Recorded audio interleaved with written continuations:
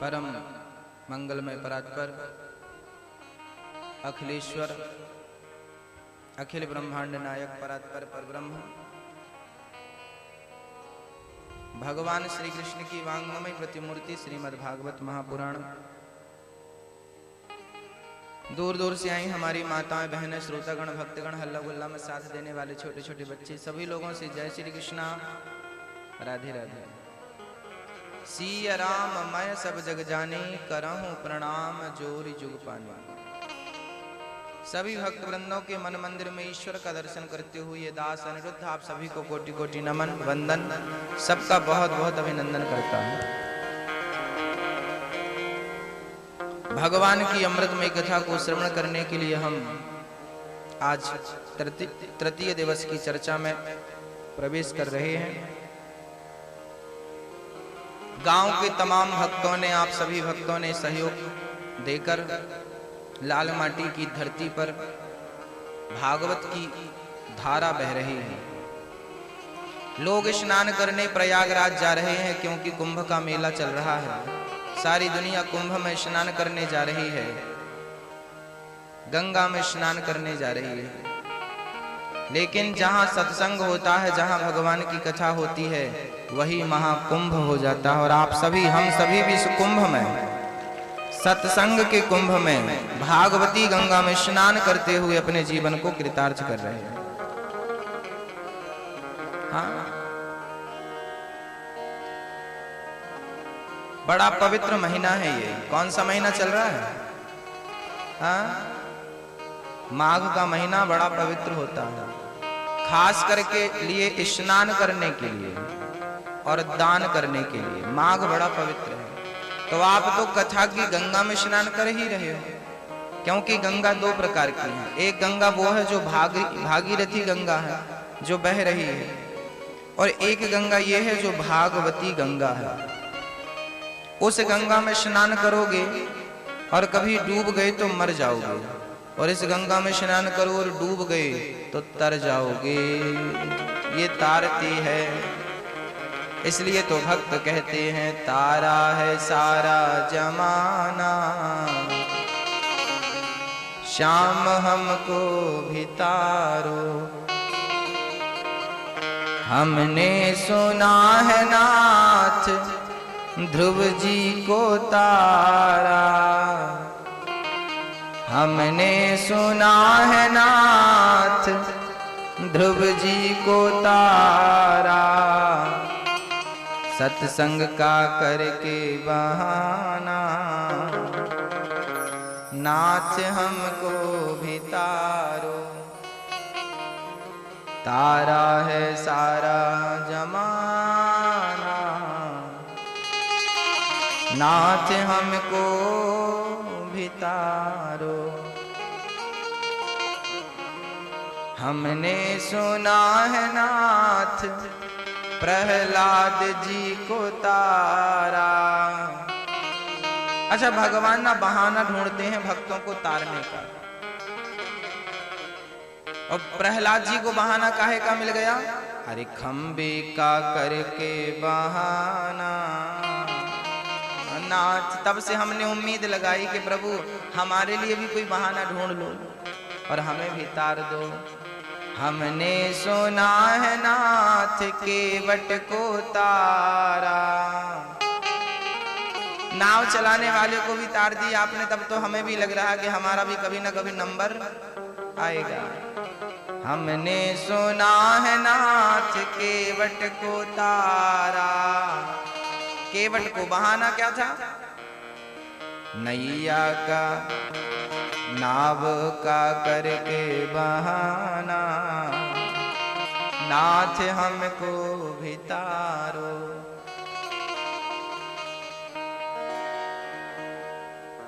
कितनों को तारा है?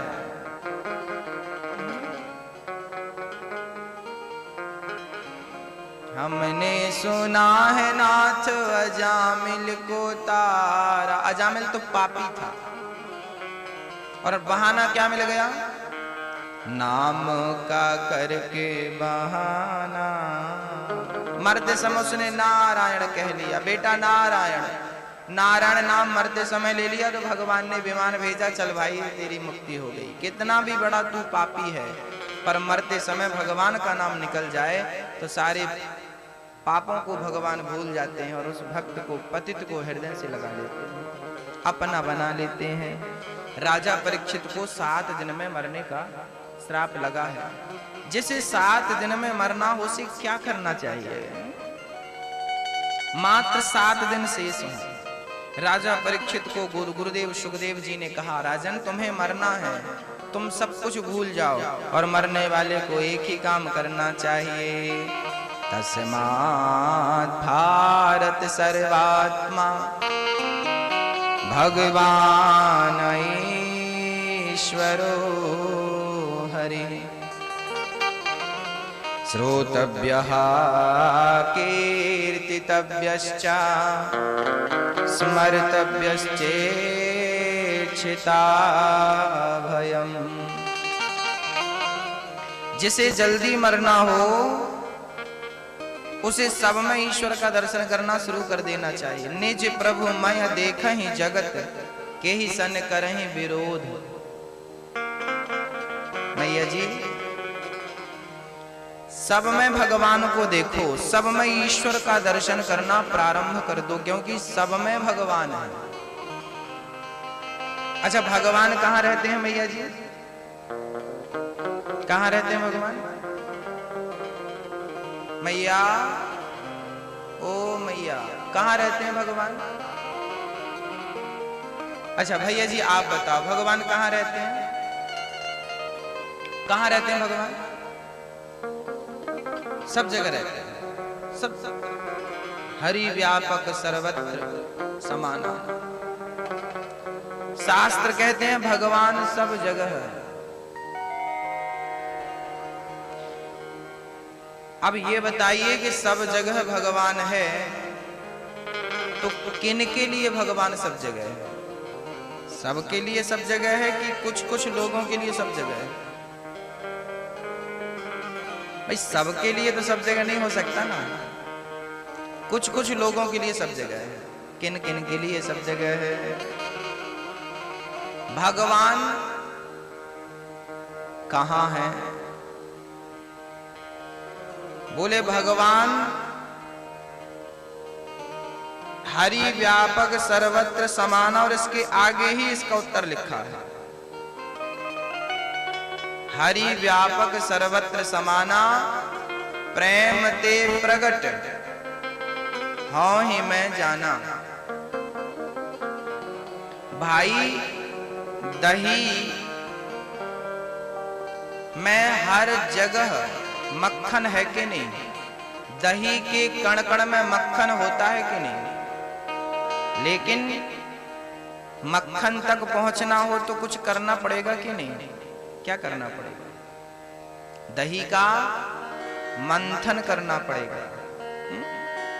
जब तक मंथन नहीं करेंगे तब तक मक्खन तक पहुंच पाना संभव नहीं है। जबकि मक्खन दही में तो है पर मंथन तो आपको करना पड़ेगा। ऐसे परमात्मा तो कण कण में है, लेकिन प्रेम तो आपको करना पड़ेगा, और जब तक प्रेम नहीं करेंगे तब तक वो प्रकट होने वाला। तो भगवान सब जगह है, लेकिन वो निकलता कैसे है? प्रेम से प्रकट होता है। हाँ? विश्वास से प्रकट होता है। मंत्र जाप मम दृढ़ विश्वासा, प्रेम ते मंत्र जाप मम दृढ़ विश्वासा। भगवान विश्वास का विषय है। विश्वास है तो भगवान सब जगह है। तो भगवान सब में देखो, ईश्वर सर्व में सर्वा, तस्मात् भारत सर्वात्मा भगवान ईश्वरो हरि श्रोतव्यः कीर्तितव्यश्च स्मर्तव्यश्चेक्षिताभयम्। अच्छा, भगवान से प्रेम कब होगा? आप लोगों को भगवान से प्रेम है कि नहीं? भैया जी, ओ भैया, भगवान से प्रेम है कि नहीं? किन किन को भगवान से प्रेम है जरा हमें बताओ। अच्छा सबको? दादाजी आपको नहीं है? है। अच्छा भगवान से प्रेम है तो ये बताओ भगवान से प्रेम कब हुआ? आपको भगवान से प्यार कब हुआ, प्रेम कब हुआ? कोई तारीख वारीख है कि नहीं? कब हुआ? कल ही हुआ कि आज ही हुआ कि साल 2 साल पहले ही हो गया था?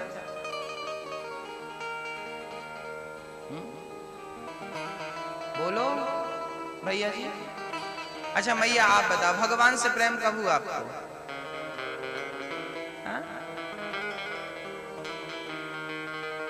जब 7 साल की थी तब हुआ रहा।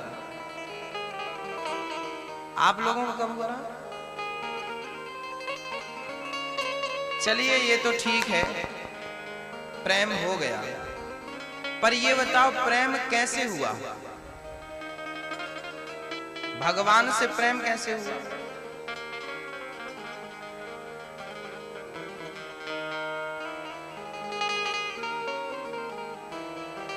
अच्छा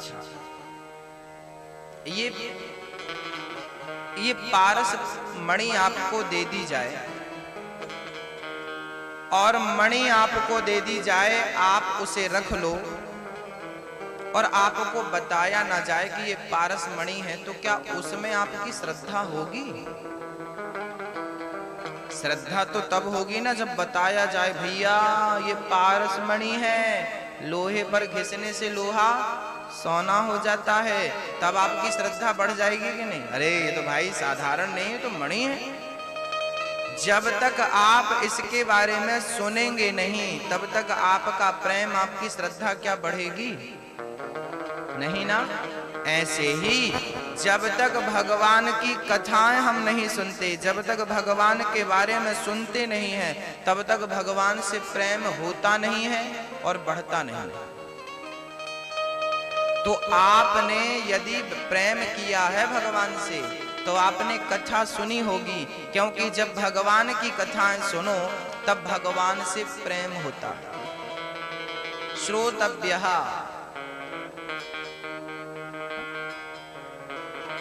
माता शबरी अपने गुरु से क्या करती थी? कथा ही तो सुनती थी, गुरु जी कथा सुनाते थे, राम जी ऐसे हैं, राम जी ऐसे। शबरी को प्रेम हो गया और मिलने की उत्कंठा हो गई, और उत्कंठा ऐसी कि बरसों बीत गए इंतजार में। कौआ बैठ जाए डाली के ऊपर तो शबरी कौआ से कहती, बोल बोल बोल कागा राम कब आएंगे। शबरी की झुपड़ी आके, शबरी की झुपड़ी आके भाग खोल जाएंगे। शबरी की झुपड़ी आके भाग खोल जाएंगे। बोल बोल बोल कागा राम कब आएंगे। बोल बोल बोल कागा राम कब आएंगे। अच्छा राम जी आएंगे तो शबरी माँ क्या करेगी? बोले राम जी आएंगे हम जंगल को जाएंगे, जंगल में जाके मीठे मीठे बेर लाएंगे और बेरों का भोग अपने राम को लगाएंगे। बेरों का भोग अपने राम को लगाएंगे। बोल बोल बोल कागा राम कब आएंगे। शबरी निहारे रास्ता आएंगे राम जी। कितना इंतजार करती है माँ शबरी, धन्य है। इंतजार करते करते करते करते बुढ़ापा आ गया, लेकिन अभी वो थकी नहीं। अभी तक इंतजार कर रही है बुढ़ापे में। कभी कभी तो जहां उसकी झोपड़ी थी ना, पास में जंगल था, तो कभी झाड़ियों के बीच से हिरन निकलता तो आवाज आती, तो शबरी बाहर आके देखने लगती, मेरे राम आ गए, राम आ गए। फिर खड़ी रहती, शायद वो भूल गए हो मेरी कुटिया, तो वो यहाँ वहां देखती और बड़ा प्रेम राम से। जब राम जी आए ना, तो शबरी ने राम से पूछा, भैया बताओ मेरे राम कब आएंगे?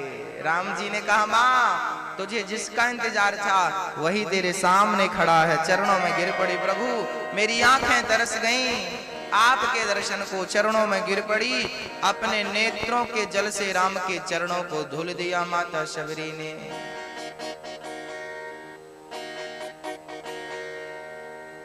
हाँ,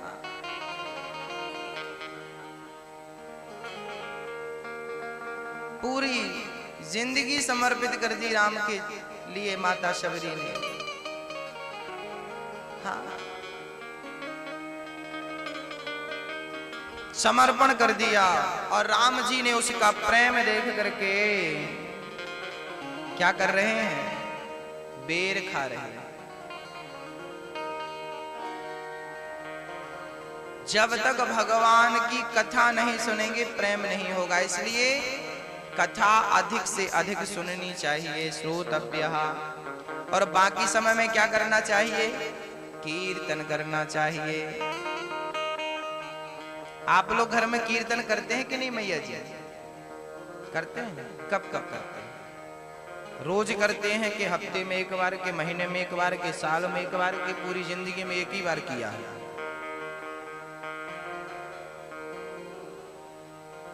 करते हैं कीर्तन भगवान का? रोज करते हैं? रोज नहीं करते?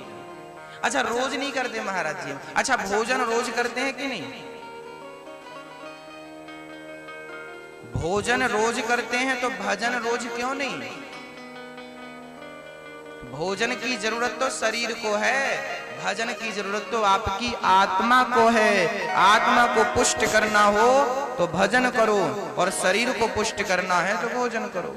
भोजन शरीर को स्वस्थ रखता है, भजन आत्मा को स्वस्थ रखता है। इसलिए भोजन में मात्रा लगी है, भा में ओ की मात्रा। मतलब भोजन करो तो मात्रा से करो, ज्यादा मत खा लेना, मर जाओगे। भोजन करो तो मात्रा से करो, जबकि भजन में मात्रा नहीं लगी। भजन है कोई मात्रा? ना आ की, ना ओ की, ना ओ की, ना कोई मात्रा।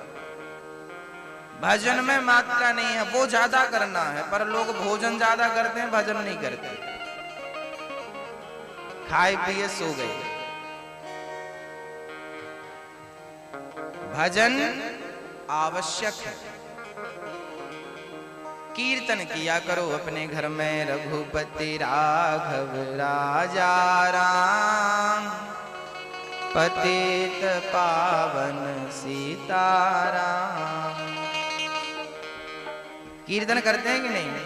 गौरी शंकर सीताराम,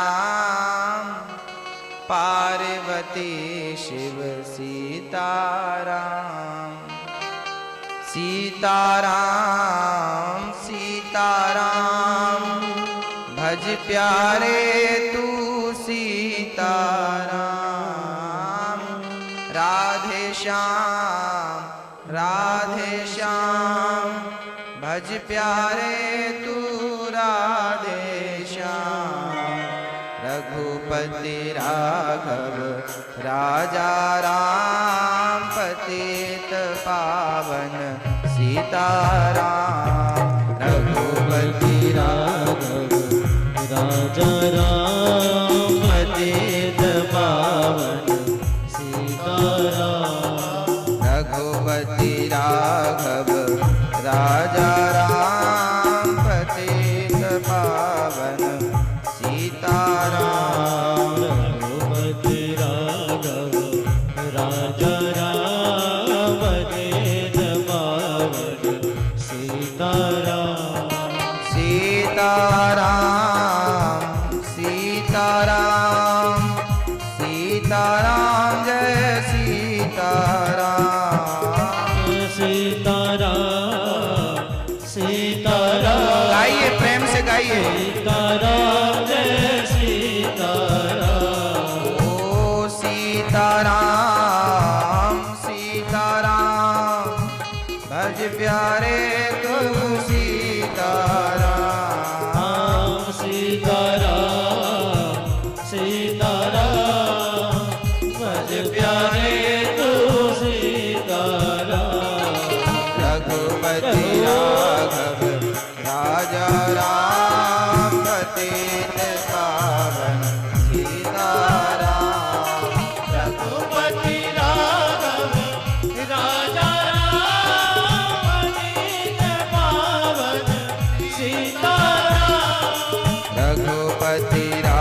राघव राजा राम पतित पावन सीताराम। रघुपति राघव राजा राम पतित पावन सीताराम। सीताराम सीताराम सीताराम जय सीताराम। सीताराम सीताराम सीताराम जय सीताराम। रघुपति राघव राजा राम पतित पावन सीताराम। रघुपति राघव राजा राम पतित पावन सीताराम। रघुपति राघव राजा राम पतित पावन सीताराम। रघुपति राघव राजा राम पतित पावन सीताराम।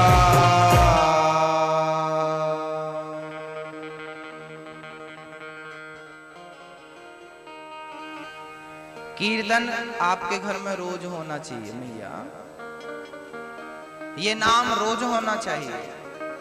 जिस घर में रोज भगवान का संकीर्तन होता है उस घर में कभी कष्ट क्लेश नहीं होता। हाँ, भगवान श्री सुखदेव ने सृष्टि वर्णन की बात सुनाई। मनु जी महाराज की 3 संतान हुई, पहली बेटी, दूसरी बेटी, तीसरी बेटी, फिर बेटा प्रियव्रत, फिर बेटा उत्तानपाद। आकुति, देवहूति, प्रसूति नाम की 3 बेटियां मनु जी की हुई।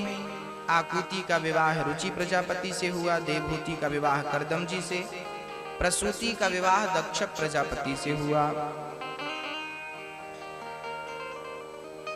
देवहूति के घर में साक्षात यज्ञ भगवान प्रकट भये, श्री कपिल भगवान प्रकट भये देवहूति के गर्भ से। देवहूति का विवाह कर्दम जी से संपन्न हुआ। सुखदेव भगवान कहते हैं, राजन परीक्षित, भगवान बड़े दयालु हैं, भगवान बड़ी कृपा करते हैं। वो ऊंच नीच जात पात नहीं देखते, वो तो भक्त का सच्चा प्रेम देखते हैं। अरे विदुरानी और विदुर जी जंगल में रहा करते थे। एक बार भगवान श्री कृष्ण शांति दूत बन करके गए पांडवों की तरफ से। दुर्योधन के सामने प्रस्ताव रखा कि भाई दुर्योधन, पांडवों को रहने के लिए कम से कम 5 गांव तो दे दो। दुर्योधन बिगड़ गया, 5 गांव क्या, सुई की नोक बराबर जगह भी मैं देने को तैयार नहीं हूं। पितामह भीष्म ने समझाया, तब दुर्योधन का गुस्सा ठंडा हुआ। सुई की नोक बराबर जमीन ना देने वाला दुर्योधन जब मरा तो क्या सुई की नोक बराबर जमीन लेकर गया? हम लड़ते हैं, मरते हैं, इतना इतना एक एक इंच के लिए मरते हैं, वो जगह पड़ी के पड़ी रह जाती है, हम लड़ने वाले चले जाते हैं। भगवान शांति दूत बनकर गए। बाद में दुर्योधन ने कन्हैया से भी विचार किया कि हम आपसे महागठबंधन कर लें। तो दुर्योधन कन्हैया को अपनी पार्टी में शामिल करना चाहता था। कन्हैया, मेरी माँ ने 56 भोग बनाए हैं, जरा चलकर ग्रहण कर लो। भगवान बोले, दुर्योधन तेरी माँ ने 56 भोग बनाए हैं तो क्या हुआ, मेरी काकी ने मेरे लिए भी कुछ बनाया है, मैं तेरे घर नहीं खाऊंगा, मेरी काकी जी के घर जाऊंगा। कहाँ? बोले विदुरानी, विदुर जी ने मेरा निमंत्रण कर रखा है। दुर्योधन के मेवा त्यागी, 56 भोग त्यागे और विदुरानी के घर चले गए। विदुरानी को पता चला मेरा कृष्ण, मेरे गोविंद मेरे घर आ रहे हैं। तुरंत विदुर जी बाजार चले गए सामान लेने के लिए, मेवा मिष्ठान आदि। और घर में विदुरानी ने गाय के गोबर से आंगन को लीप करके दरवाजे पर खड़ी हो गई। मेरे श्याम सुंदर आएंगे, मेरे गोविंद आएंगे, बस ये आंखें आज उन्हें देखकर सफल हो जाएंगी। जिन आंखों को ईश्वर ने दिया है वो इन्हीं को देखने के लिए दिया है। आज मेरी आंखें सफल हो जाएंगी जब मैं गोविंद को अपनी इन आंखों से निहारूंगी।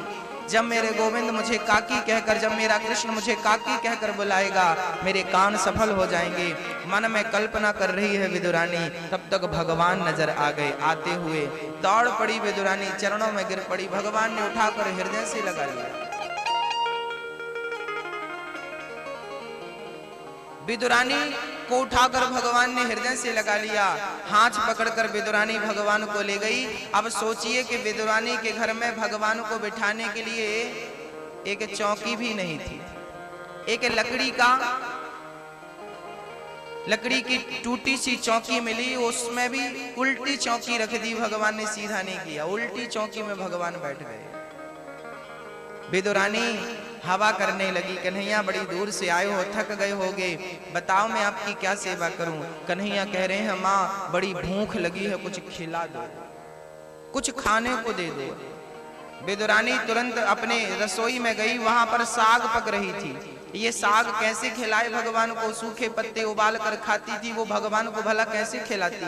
तब विदुरानी अपने बगीचे में चली गई और पका पका केले के फल ले आई और छिलका छीलती जा रही है और फल को छिलका समझकर फेंकती जा रही है और छिलका को फल समझकर भगवान को देती जा रही है। भगवान छिलके खाने लगे विदुरानी के हाथों से, छिलके खा रहे हैं। सारे फल फेंक दिया और छिलके देती गई। अब बताइए, आप किसी के घर जाएं और आपको कोई छिलका खिलाए, आप खाएंगे? आप कहेंगे हमारा अपमान करते हो, हमें छिलके खिलाते हो। आज जगत का पालनहार, जगत का नियंता आज बैठा है और विदुरानी छिलका खिला रही है।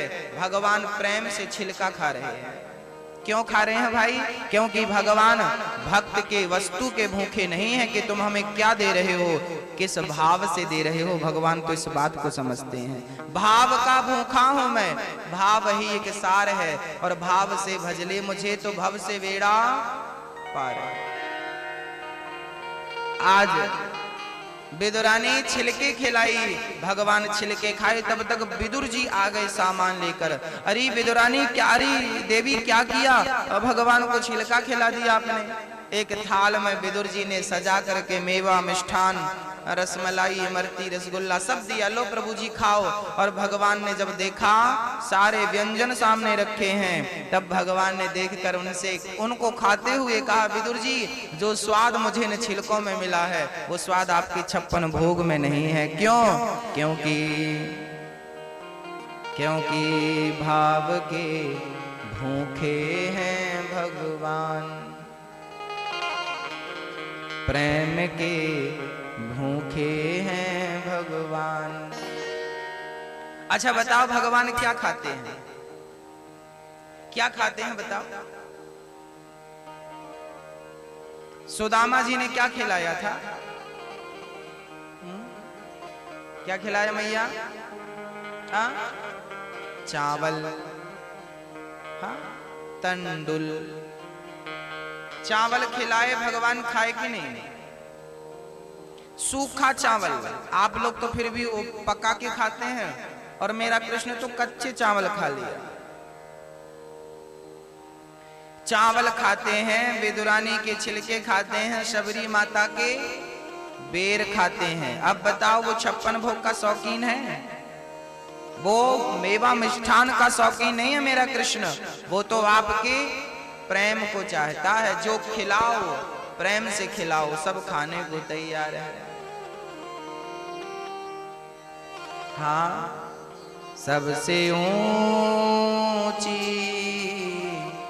प्रेम सगाई, सबसे ऊंची प्रेम सगाई। प्रेम विवश अर्जुन रथ क्यों, प्रेम विवश अर्जुन रथ क्यों। भूल गए ठकुराई हो, भूल गए ठकुराई, सबसे ऊंची प्रेम सगाई, सबसे ऊंची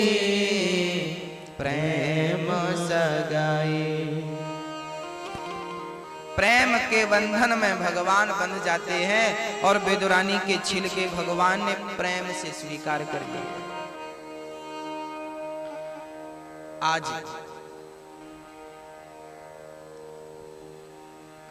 देवहूति का विवाह जब कर्दम जी से हुआ, भगवान विदुर जी के छिलके खाकर विदुरानी के अपने घर चले गए।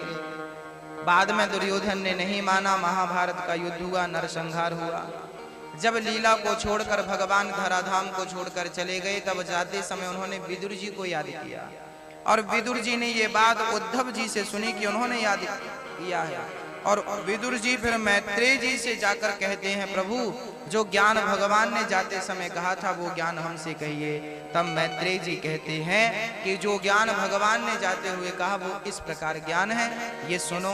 विदुर जी ने कहा कि सारी दुनिया सुखाय कर्माणि करोति लोको, सारी दुनिया सुख का कर्म करती है, सुख के लिए कर्म करती है, पर दुख क्यों होता है?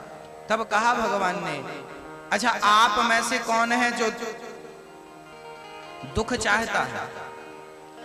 कोई भी दुख नहीं चाहता, फिर भी दुख मिलता है कि नहीं? क्योंकि संसार का नाम ही दुखालय है, यहाँ पर दुख ही है। पुस्तकालय में क्या मिलेगी? पुस्तक। भोजनालय में क्या मिलेगा? भोजन। तो संसार का नाम क्या है? गीता में नाम दिया, संसार का नाम है दुखालयम। संसार का नाम दुखालय है, यहाँ पर तो दुख ही मिलना है। हाँ, ये दुखालय है। श्री विदुर जी महाराज से मैत्रेय जी ने सृष्टि का वर्णन सुनाया। मनु जी महाराज की 3 बेटियां, आकुति, देवहूति। देवहूति का विवाह कर्दम जी से हुआ, जिनके यहाँ 9 बेटियां हुई।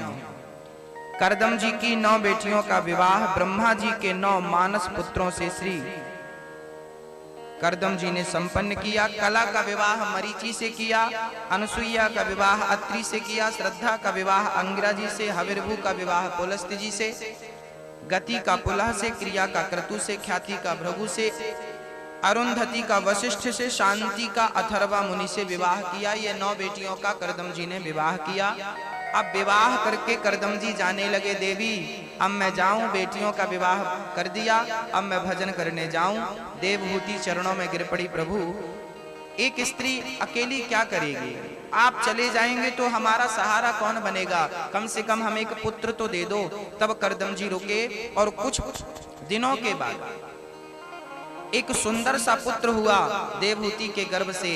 पुत्र का जन्म होते ही कर्दम जी घर छोड़कर चल पड़े और जंगल में जाकर उन्होंने तपस्या आरंभ कर दी।